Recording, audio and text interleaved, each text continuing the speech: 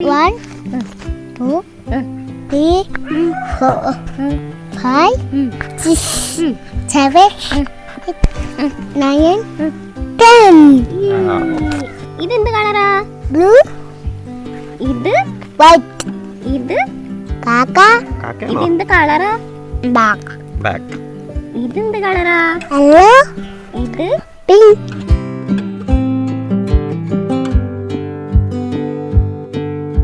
കാസർഗോഡ് കൊന്നക്കാട് മൈക്കയത്തെ ചെറുകുന്നേൽ റിൻഡോ ജീന ദമ്പതികളുടെ മകൻ 2.5 വയസ്സുകാരൻ ഡേവിഡ് ജോർജ് റിൻഡോയ്ക്ക് ഇന്ത്യ ബുക്ക് ഓഫ് റെക്കോർഡ്സ് അംഗീകാരം.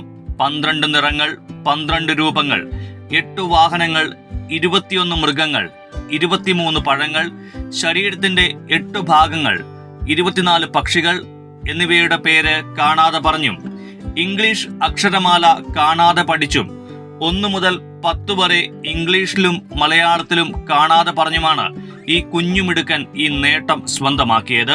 A for apple, B for ball, C for കാറ്റ്, D for duck, E for elephant, F for fish, G for blush. ജനിച്ചപ്പോൾ തന്നെ ജീവന് ഭീഷണിയാകുമായിരുന്ന പല വെല്ലുവിളികളെയും അതിജീവിച്ച ഈ മിടുക്കൻ വിശുദ്ധരുടെ പേരുകൾ പോലും അനായാസം പറയും. ദൈവം തങ്ങൾക്ക് നൽകിയ വലിയൊരു സമ്മാനമായാണ് കുഞ്ഞു ഡേവിഡിനെ മാതാപിതാക്കൾ കാണുന്നത്.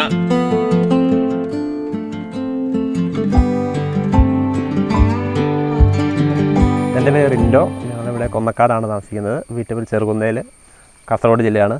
വൈഫ് ജീന. ജീനയുടെ വീട് എറണാകുളമാണ്. ആസ്റ്റർ ഹോസ്പിറ്റലിൽ നഴ്സായിട്ട് വർക്ക് ചെയ്യുകയാണ് എറണാകുളത്ത്. മോൻ്റെ പേര് ഡേവിഡ്. അവനിപ്പോൾ 2.5 വയസ്സായി. അപ്പോൾ അവൻ മുന്നേ പോലെ ഈ ആംഗിൾസും ഷേപ്സും ഫ്രൂട്ട്സ് പേരെല്ലാം കൂടെ ഒരു 3-4 കാണിക്കുമ്പോൾ അവൻ ഓർത്തോർത്തിരിക്കുമായിരുന്നു.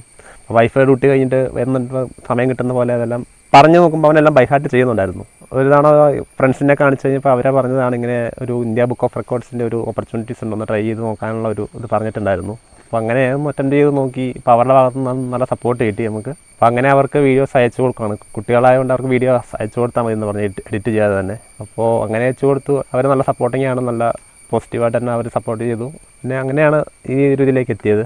H for ഹോഷ്, I for അകിൽ, ഐസ്ക്രീം, J for ജോയിൽ, K for kite, L for ലോഡറ്റ്.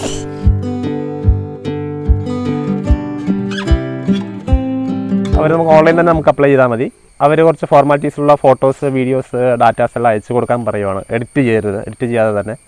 അപ്പോൾ അങ്ങനെ അയച്ചു കൊടുക്കും. അപ്പോൾ അവരത് ഓക്കെയാണ്. എന്തെങ്കിലും കറക്ഷൻ ഉണ്ടെങ്കിൽ അവരത് കറക്ഷൻ ചെയ്ത് വീണ്ടും ചെയ്യാൻ പറയും. അവർ നമുക്ക് മെയിൽ വഴി എല്ലാ സപ്പോർട്ടും നമുക്ക് എന്തെങ്കിലും തിരുത്തൽ വരികയാണെങ്കിൽ അത് അങ്ങനെ ചെയ്യണം എന്നൊക്കെ പറഞ്ഞ് നമുക്ക് തരുന്നുണ്ടായിരുന്നു. അവരുടെ വാട്സപ്പ് സപ്പോർട്ടും ഉണ്ട് നമുക്ക്. അപ്പം അങ്ങനെയാണ്. നമുക്കതിനെക്കുറിച്ച് അറിയില്ലായിരുന്നു. ഫ്രണ്ട്സ് അവരെ പറഞ്ഞു എന്നാൽ നോക്കാം എന്ന രീതിയിൽ നമ്മൾ ചെയ്തതാണ്.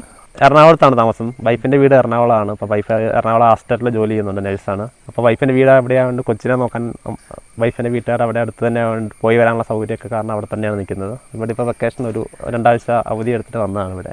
അവന് ഒരു 7 മാസമൊക്കെ ആയ സമയം മുതൽ നമ്മൾ ബോഡി പാർട്സ് എല്ലാം പറഞ്ഞൊക്കെ കൊടുക്കുമായിരുന്നു. അപ്പം 1-2 തവണ പറഞ്ഞു കൊടുത്താൽ പെട്ടെന്ന് തന്നെ അവനത് ക്യാച്ച് ചെയ്ത് തിരിച്ച് നമ്മൾ ചോദിക്കുമ്പോൾ പറയാൻ തുടങ്ങി. പിന്നെ കൂടുതലും ഞാൻ ജോലിക്ക് പോയാൽ പിന്നെ എൻ്റെ അമ്മയാണ് ഇവനെ നോക്കണേ. മമ്മിക്ക് ഞാനിങ്ങനെ കുറച്ച് ഫ്ലാഷ് കാർഡൊക്കെ വാങ്ങി കൊടുത്തു കഴിഞ്ഞപ്പം ഒരു നേരം പോക്കിന് തുടങ്ങിയതാ. ഇത് കാണുമ്പോൾ ഇവന് ഭയങ്കര ഒരു ക്യൂരിയോസിറ്റിയാണ്. അപ്പം അത് വെച്ചിട്ട് ഞങ്ങൾ തുടങ്ങിയതാ. അവൻ നല്ലപോലെ പറയുമായിരുന്നു. പെട്ടെന്ന് നമ്മൾ 1-2 തവണ പറഞ്ഞു കൊടുത്താൽ തന്നെ ഒരു 10 എണ്ണം എടുത്ത് പറഞ്ഞു കൊടുത്താൽ ഒരു 7-8 എണ്ണമൊക്കെ ആദ്യമേ തന്നെ ക്യാച്ച് ചെയ്യും. പിന്നെ ഇതിനു വേണ്ടി തന്നെ ആൽഫബറ്റൊക്കെ ഇതിനു വേണ്ടി തന്നെ പഠിപ്പിച്ചതാണ്. അതിനു മുമ്പ് ബേർഡ്സ്, ഫ്രൂട്ട്സ്, വെജിറ്റബിൾസ് ഒക്കെ മാത്രമേ ഉള്ളായിരുന്നു. ഡേവിഡു ശരിക്കും ഞങ്ങൾക്കൊരു ഗിഫ്റ്റഡ് ബേബിയാണ്. ജനിച്ചു കഴിഞ്ഞപ്പോൾ അപ്രതീക്ഷിതമായിട്ട് അവന് ഒരുപാട് ഹെൽത്ത് ഇഷ്യൂസ് വന്നായിരുന്നു. ജനിച്ചപ്പോൾ ഹെൽത്തി ബേബി ആയിരുന്നെങ്കിലും ഹോസ്പിറ്റലിൽ നിന്ന് ഫോർമുല മിൽക്ക് കൊടുത്തപ്പോൾ അവനത് പിടിക്കാതെ വന്നിട്ട് വൻകുടലിൽ ചെറിയൊരു ഇൻഫെക്ഷനായി. അത് പിന്നെ ഒരു 48 അവേഴ്സിനുള്ളിൽ എന്തെങ്കിലും അപകടം പറ്റുമെന്ന രീതിയിൽ തന്നെ വളരെ സിവിയറായി. 2 ഹോസ്പിറ്റലിൽ നിന്ന് ഞങ്ങളെ അവനെ എടുക്കാതെ മടക്കി. പിന്നെ ഞങ്ങൾ കോട്ടയത്ത് ICHൽ ചെന്നപ്പം അവിടെ 7ാമത്തെ ദിവസം അവനൊരു സർജറി എല്ലാം വേണ്ടി വന്നു. വളരെ ക്രിട്ടിക്കലായിരുന്നു ആദ്യത്തെ ഒരു 17 ദിവസം. പിന്നെയും ഒരു 53 ദിവസം ഞങ്ങൾ വളരെ ടെൻഷനിലായിരുന്നു. ഒരുപാട് പ്രാർത്ഥനകളും കുർബാനയും എല്ലാം നേർച്ചയും ഒക്കെ ആയിട്ട് ഒരുപാട് പേര് ഞങ്ങൾക്ക് വേണ്ടി പ്രാർത്ഥിച്ചു. അതുകൊണ്ട് തന്നെ തന്നപ്പോൾ ദൈവം നല്ലൊരു മിടുക്കനായിട്ട് ഞങ്ങൾക്ക് അവനെ തന്നു. ഡോക്ടേഴ്സ് തന്നെ ഞങ്ങളോട് പറഞ്ഞു നല്ലൊരു അത്ഭുതമാണ്. അപ്പോൾ അത് ദൈവത്തിൻ്റെ ഇടപെടൽ കൊണ്ടാണെന്ന് നമ്മൾ വിശ്വസിക്കുന്നു. എനിക്ക് അവന് 4 മാസമായിരുന്നപ്പം ഞങ്ങളിട്ട പേരാണ് ഡേവിഡ് എന്നുള്ളത്. പിന്നെ ഒരു 9 മാസമൊക്കെ ആയി ഡെലിവറിയൊക്കെ അടുത്തപ്പോഴത്തേക്ക് ഇച്ചാൻ്റെ പേര് റിൻഡോ എന്നാണ്. അപ്പോൾ 6 വെച്ചിട്ടുള്ള ഒരുപാട് പേര് ഞങ്ങൾ നോക്കി, 2-3 പേരൊക്കെ സെറ്റാക്കി വെച്ചിരുന്നു. പക്ഷെ പിന്നെ ഇങ്ങനെയൊക്കെ സംഭവിച്ചു. ഇതെല്ലാം ആയിക്കഴിഞ്ഞപ്പം ദൈവം ഞങ്ങൾക്ക് ഒരു പോരാളിനെ തന്നെയാണ് തന്നേന്ന് വിചാരിച്ച് ഞങ്ങൾ അവന് ദാവീദ് എന്ന് തന്നെ പേരിട്ടു. അങ്ങനെ അവൻ ഡേവിഡായി.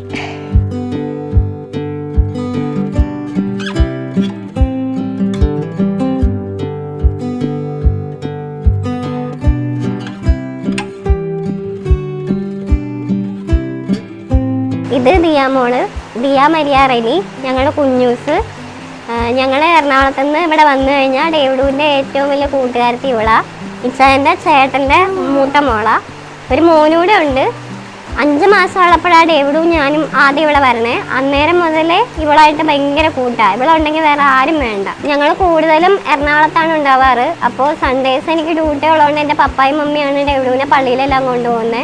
ഒരുപാട് ഗ്രോട്ടോസൊക്കെ ഉണ്ട്, വലിയ പള്ളിയാണ്. അപ്പം ഓരോ ഗ്രോട്ടോവിൻ്റെ അടുത്ത് ചെന്നിട്ട് പുണ്യാളന്മാരുടെയും മാതാവിൻ്റെയും ഔസേപ്പിതാവിൻ്റെ എല്ലാം കഥകളൊക്കെ പറഞ്ഞു കൊടുക്കലും പരിചയപ്പെടുത്തലും എല്ലാം എൻ്റെ മമ്മിയും പപ്പായൊക്കെയാണ്. കുറേയൊക്കെ അവനറിയാം.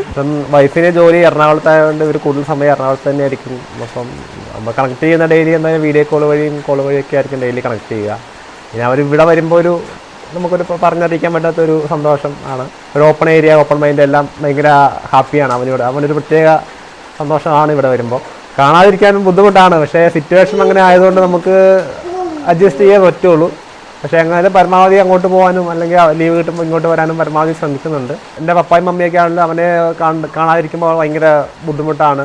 എല്ലാവരോടും അവന് ഭയങ്കര സ്നേഹമാണ്. അതുപോലെ ഇവിടെ എല്ലാവർക്കും അവനോടും ഭയങ്കര കാര്യമാണ്. ഇപ്പം ഇവിടെ വന്നപാട് സ്വീകരണവും അതും ഇതൊക്കെ കൊടുത്തായിരുന്നു. അതൊക്കെ കൊണ്ട് ആൾ ഭയങ്കര ഹാപ്പി ആയിത്തവണ.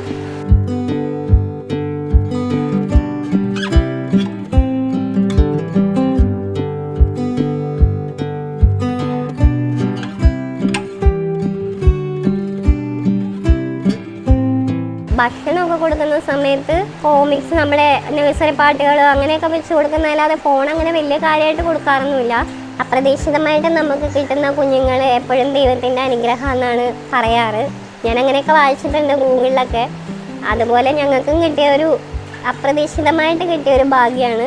കയ്യിൽ കിട്ടാൻ കുറച്ച് കഷ്ടപ്പെടേണ്ടി വന്നെങ്കിലും കിട്ടിക്കഴിഞ്ഞപ്പോൾ ഞങ്ങളുടെ ജീവിതത്തിൻ്റെ എല്ലാ സന്തോഷവും ഭാഗ്യവും ഇനി ഞങ്ങൾക്ക് എന്തൊക്കെ നന്മ വരാനിരിക്കുന്നുണ്ടോ അതെല്ലാം ഇവനിലൂടെയാണ്. ഞങ്ങളെ ദൈവം അനുഗ്രഹിക്കുന്നുണ്ടെങ്കിൽ ഇവൻ്റെ പേരിലായിരിക്കും, അല്ലെങ്കിൽ ഇവനിലൂടെ ആയിരിക്കും എന്ന് ഞങ്ങൾക്ക് നല്ല ഉറപ്പുണ്ട്. എല്ലാ സന്തോഷങ്ങൾക്കും ദൈവത്തിന് നന്ദി.